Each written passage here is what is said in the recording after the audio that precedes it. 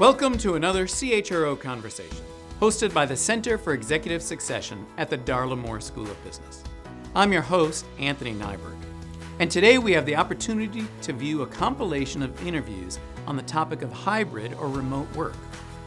In this video, we get to learn from Pam Kimmett, CHRO and a member of the executive leadership team for Manulife Financial Corporation, Alex Taylor, the Executive Vice President and Chief Human Resource Officer for Northern Trust, Sean Woodruff, the Executive Vice President and Chief People, Culture, and Communications Officer of Lincoln Financial.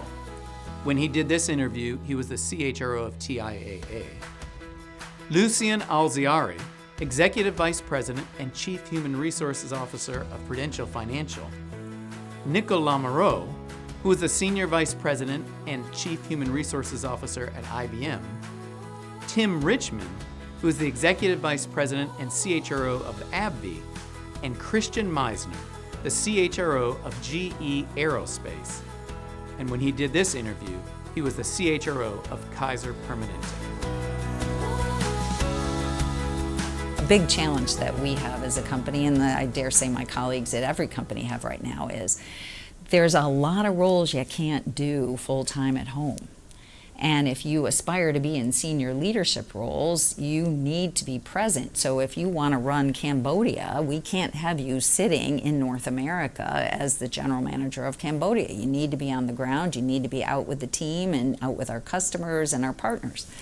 So that is an increasing problem in general, and then if you exacerbate it to allow somebody to say, hey, I can really blend my life, my personal life, working this way, well, you've shut off a whole set of career pathing opportunities for the individual.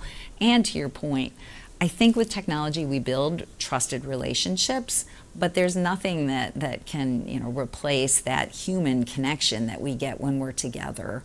And so you've got to have a balance of both. And so I think it's going to be a risk for us, as much as I'm a big fan of allowing flexibility. There's the whole sort of panoply of subconscious cues that we read from people.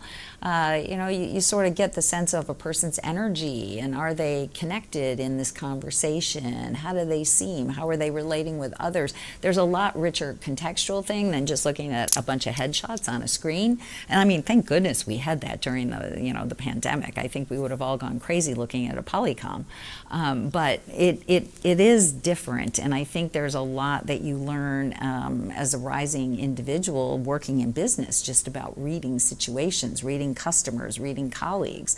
So it is tricky, but most of us work at global enterprises. And so if we say that we can only forge really trusted relationships by being physically together all the time, well, then you got a strategic problem, because we don't all sit in one mega campus somewhere in the world. So that's why I do think you have to think differently about how you're building those relationships. You have to create moments to be a bit more vulnerable, or to build in time to really say, this isn't just, we've got 45 minutes, I'm going to go through my 7 agenda items. You've got to figure out ways to build some deeper connections with people and make those periodic personal investments. For us at Northern, we've elected to be in a hybrid environment. That said, I think it's important to be where your clients are and to be flexible in that nature. What we've heard from our partners is that is important to them to have flexibility. And so, we're looking at flexible work arrangements the same way that we're looking at any other benefit that we offer. I mean, that's all part of the total rewards value proposition that we offer. So it was easier for us to move to a fully remote workforce, as we were all sort of operating on some level of a mandated social distancing and quarantining, so to speak.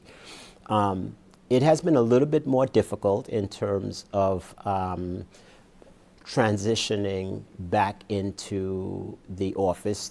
What has eased that transition is, as is the case with many companies, TIAA has made the decision that we will operate on a hybrid basis. By hybrid, I mean on average 2 days a week remotely, versus 3 days a week in the office. So that is our operating model vis-a-vis remote versus working in the office.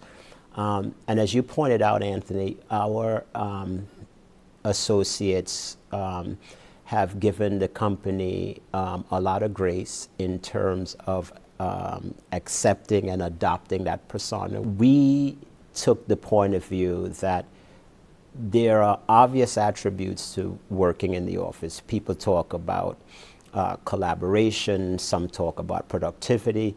Our view is we want a culture of face-to-face interaction on a periodic basis, at least 3 days a week in the office. We think it is necessary.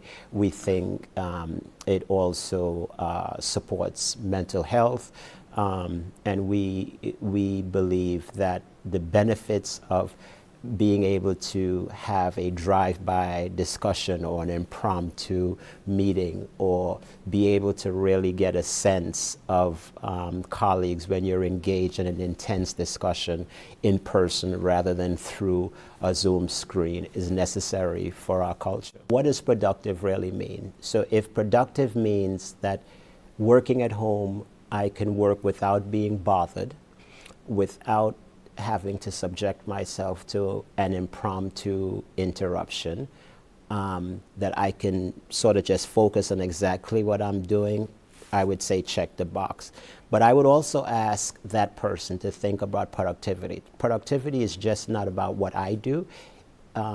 It's also the impact that I have on you. And it is very obvious that in a work environment, the ability for an employee to pop over at my desk and ask a question that can help him or her be more productive is much easier to do if we're working in the office than it is if it's on a Zoom or having to rely on a phone call. That's one. Two is, I also ask the question, at what cost?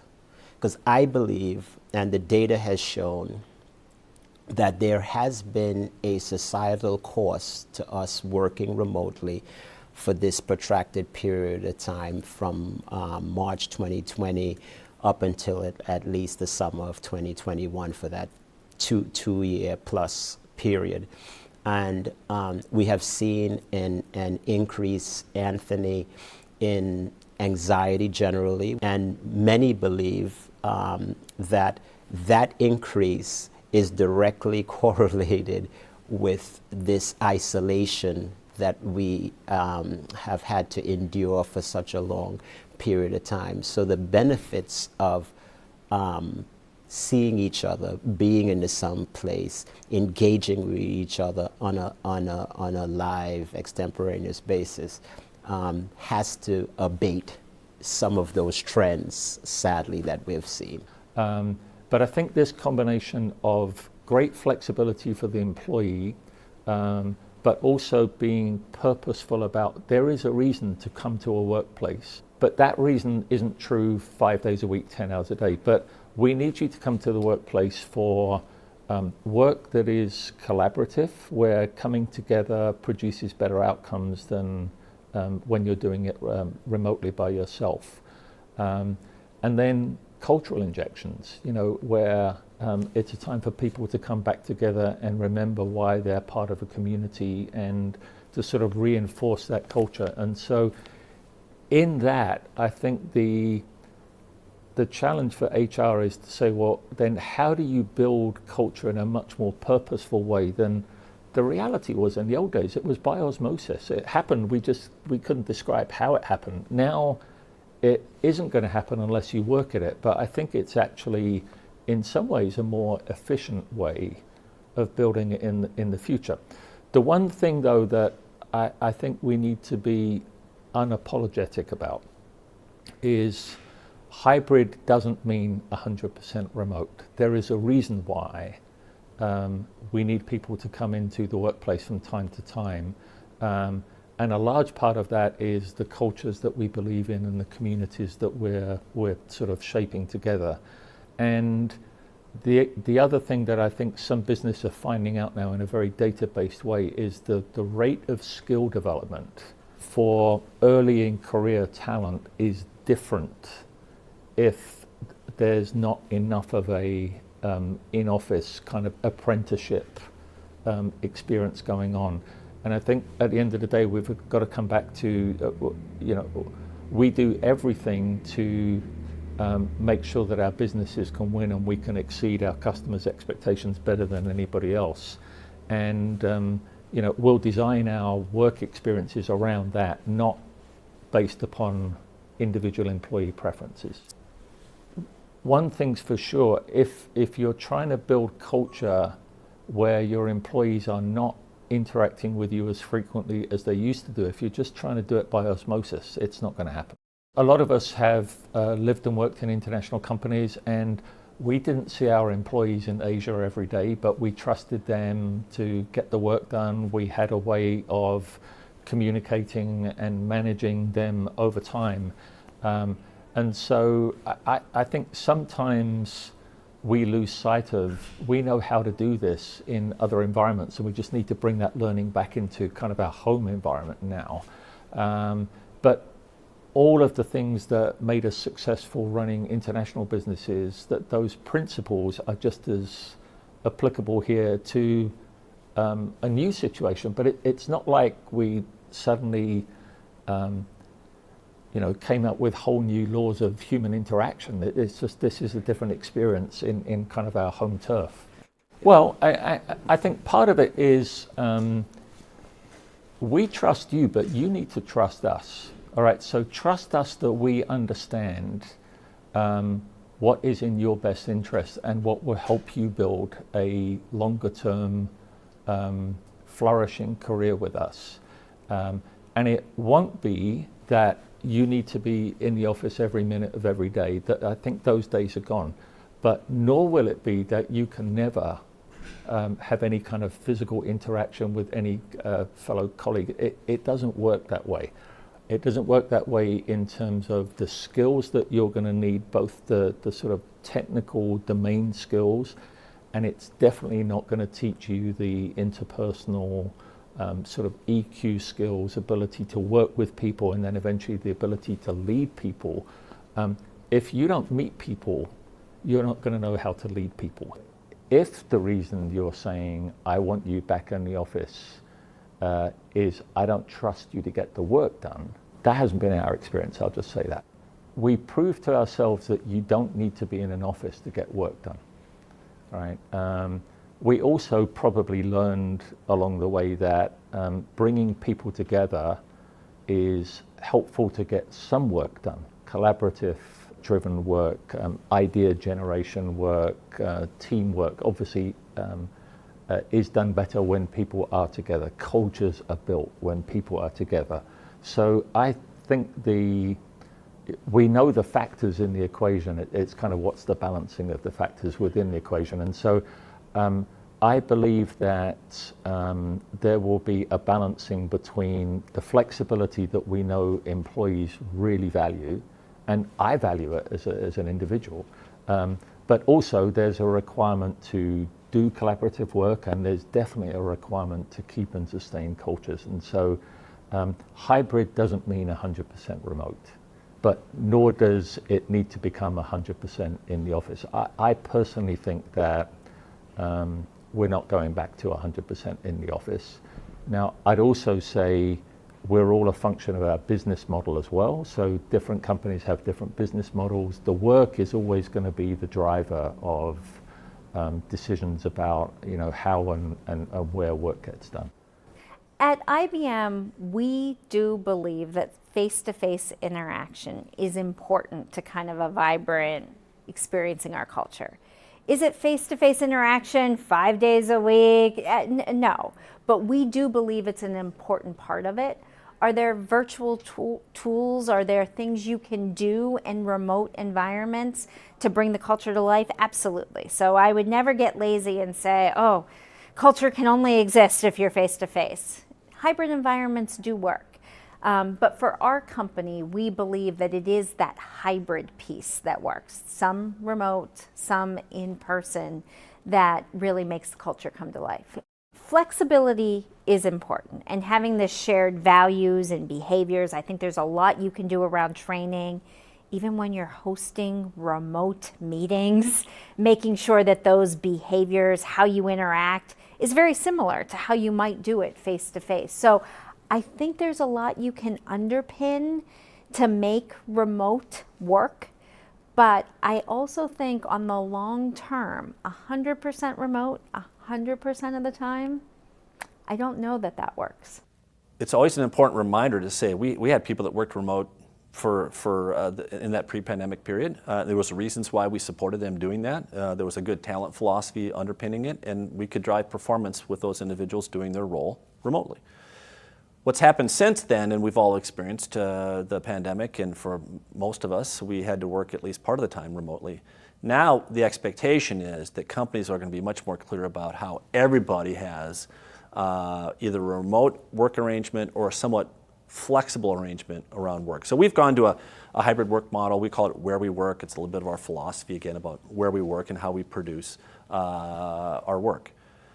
The question for me is ultimately going to be how much remote work exists that allows people to have that predictable flexibility, which is what we talk about. We're going to give you predictable flexibility for your work. And at the same time, we still expect high levels of performance. We still expect high levels of collaboration as teams.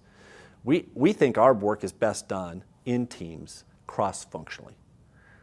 Remote work challenges that. So the idea as people leaders, you need to find a way to support this idea of more predictable flexibility for some days working not in the office and still drive performance. That's where, when we're doing well, it all works great. My worry for the longer term is for this current environment, how long will companies continue to operate in these work environments if their businesses are challenging, or if they're worried about productivity or worried about engagement? I think there's really legitimate issues around development of our workforce. New college graduates coming to the workforce today, how do they learn what we might have learned early in our careers, where you go to work and you're around people and you learn from them, you develop because of it, not because there's a direct engagement, because there's a hallway engagement or there's a follow-on activity, or I just think you're missing something potentially. I think there's some risk to this model in the future. The resistance starts from how you grew up yourself. I grew up going to work every day, and I'd get up, get dressed, and go to work, and I just assumed that's what everyone else would do as well. And there was always those people, right, that were working remotely, and that was some unique kind of thing. But now that we've all experienced it, one of the benefits to this will be that all of us have had to work somewhat remotely. So that's a good thing. But the resistance will come, I think, now around people's concern around performance or culture. And at some point in time, I think it'll come such from the top. From the bottom, if you will, I think it'll come from employees feeling disengaged, I think worried about their career. How do I grow in this company?